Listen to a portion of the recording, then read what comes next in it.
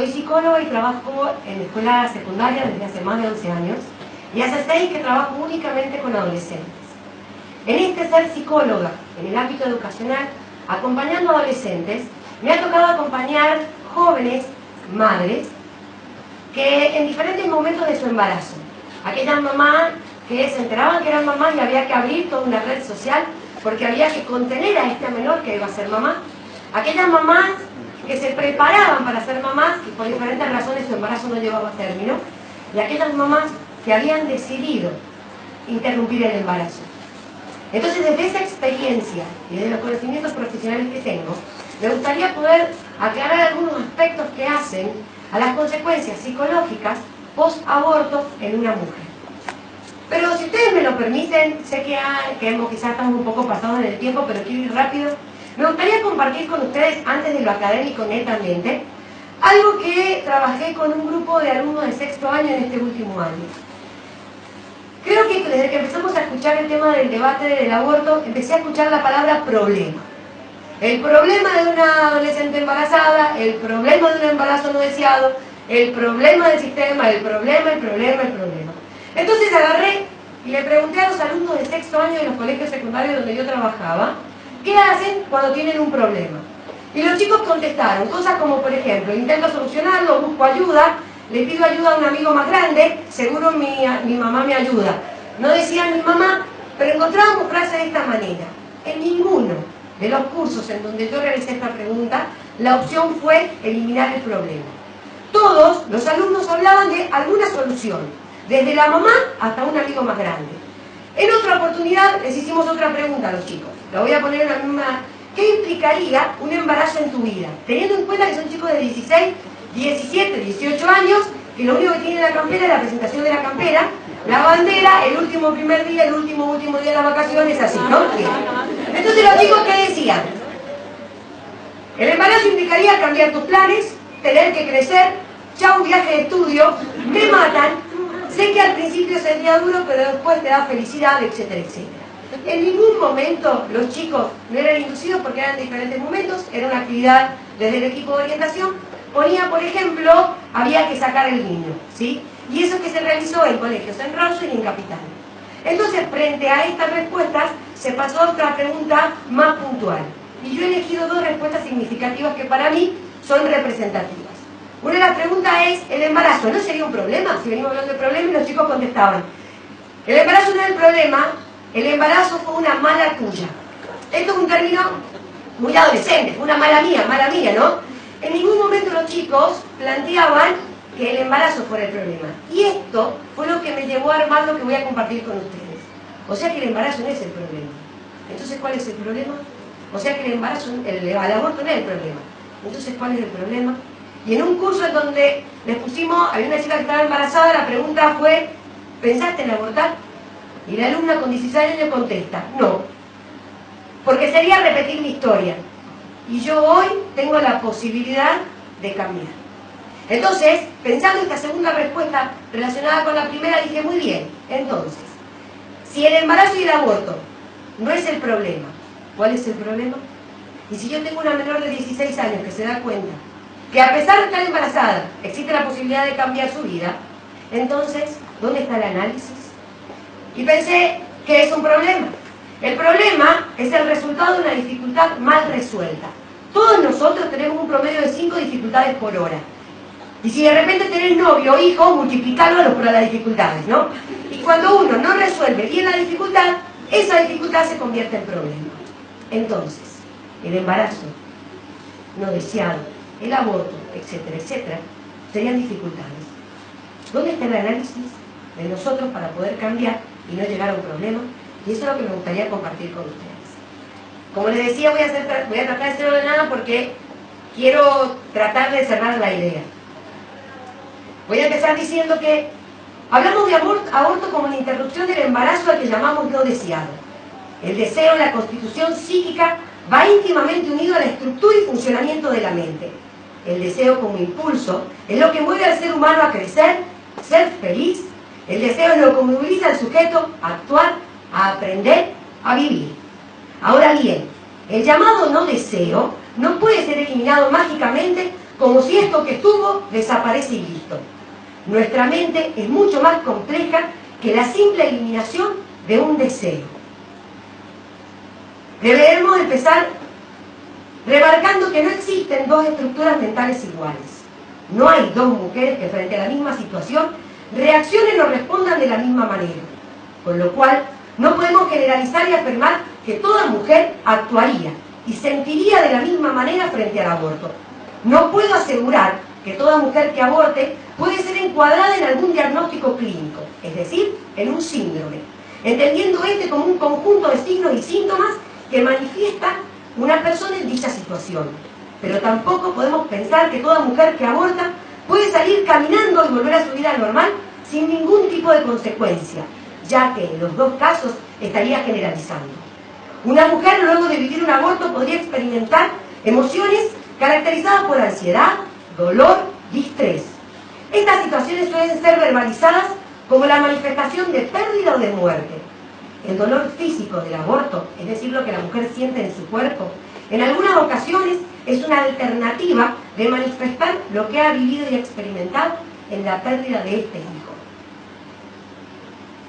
Las consecuencias estrictamente psicológicas son una realidad subjetiva y, por tanto, solo comprensibles desde la vivencia individual. Las reacciones frente al aborto dependen de las circunstancias donde está inmersa la mujer, las semanas de embarazo, si ya tiene 2 hijos, sus creencias, sus valores culturales, su situación económica, si fue obligada, etc. Puedo afirmar y testimoniar que muchas mujeres que abortan manifiestan conductas que afectan su vida relacional y social, pero por sobre todo su autoconcepto, por sobre todo su ser. Las consecuencias negativas del aborto no son uniformes para todas las mujeres y varían según las circunstancias que dieron lugar a esa decisión. Desde la razón, es decir, los por qué lo hacen, hasta las personas que la acompañan, si el sujeto tiene o no un sistema vincular que la contenga. Todo esto tendrá como posible resultado una sintomatología caracterizada por baja autoestima, consumo de drogas, ideación suicidio, trastorno por estrés postraumático, sentimiento de culpa y, por sobre todo, conductas autodestructivas. Desde la clínica, la sintomatología que se puede ver es el sentimiento de vacío y, en algunas ocasiones, acompañado de culpa. Voy a detenerme en ese sentimiento de vacío que va acompañado, en mayor o menor medida, con el dolor. Dolor que es vivido por la paciente desde la soledad, desde el silencio del sufrimiento. No existe evidencia empírica que diga que una mujer, luego de un aborto, se puede sentir mejor. Pero si yo tuviera que encuadrar la sintomatología de una mujer luego de un aborto, debería hablar de un estrés postraumático. El trastorno por estrés postraumático es una respuesta sintomatológica que una persona desarrolla luego de haber estado expuesto a un suceso altamente estresante, debido a que está expuesto a una amenaza de su integridad física o psíquica. Así como afirmaba que una mujer podría llegar a manifestar una variedad de síntomas frente al aborto, puedo afirmar también que una mujer en situación de vulnerabilidad necesita de la contención y el apoyo social. Si hablamos de salud, entendemos que la misma como el equilibrio entre la mente, cuerpo y espíritu. Y ese equilibrio es lo que genera bienestar. No podemos hablar de salud reproductiva cuando paradójicamente hablamos de esto como un equivalente al derecho a la muerte de un niño no nacido. Y mucho más si planteamos que la salud es un equilibrio y bienestar cuando proponemos acciones que podrían poner en jaque ese equilibrio. El aborto es la pérdida de un hijo, deseado o no, esperado o no, planeado o no. Frente a esto, la mujer debe elaborar un duelo. Pero al no ser nada, como no es importante, como no pasa nada, la mujer no se permite procesar esa situación. La madre, imposibilitada del duelo, puede abrir el dolor con un nuevo embarazo o con contactarse con la situación o la temática. Para lograr elaborar y cerrar esta etapa, la mujer debería aceptar este hijo que ya no está. Este equivalente de elaborar el duelo por un hijo abortado es similar al duelo de una persona desaparecida. Debido a este no duelo, la mujer puede experimentar la imposibilidad la sensación de que es un tema en su vida que no está cerrado, o quizás juega a que lo olvidó, pero siempre está presente y latente. Es narrado en la vida personal de las mujeres como algo actual, como algo en curso. A esto se suma la ambivalencia que puede existir entre la razón que llevan a una persona a tomar dicha situación y la experiencia o situación de aborto. Esto genera un conflicto entre la cabeza y el corazón. Para lograr elaborar e integrar es necesario por parte de la paciente reconocer la situación y el ser del niño, elaborar la pérdida y perdonarse a sí misma. Debemos romper la indiferencia y construir una sociedad más justa e inclusiva. La mujer, madre, a veces siente que el aborto es la única solución. La mujer desafortunadamente guarda ese dolor en sí.